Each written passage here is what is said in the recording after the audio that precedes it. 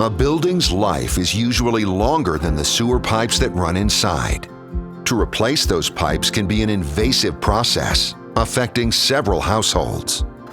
Vertical sewer stacks are complex systems, and to work inside these pipes requires great precision and care.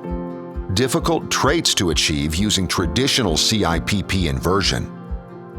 The first step is to clean and descale the vertical sewer stack to expose damages and to prepare the pipe.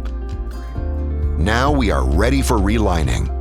Traditionally, a long one-piece liner is inverted down the vertical stack, a process of great risk where small mistakes can result in severe consequences for the building.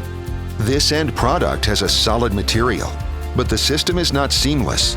This means that the connections are currently exposed to the conditions of the original pipe. Over time, we have seen risks of complicated leakages after installs being an imminent factor, both through the original pipe damages and behind liner. So we came up with the seamless Repiper step-by-step system. Here is how it works. A liner is installed starting at the bottom of the vertical stack, below the first lateral connection.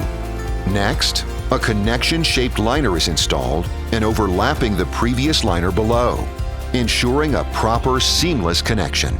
We continue to repeat this process and work our way up the stack, step by step.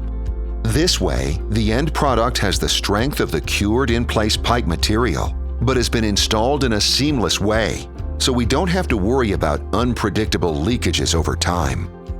With the Repiper step-by-step system, you will experience and you can expect safe installations, steam-accelerated installs, affordable setup costs, less robotic procedures, unique fixtures and bladders of highest quality, live customer service.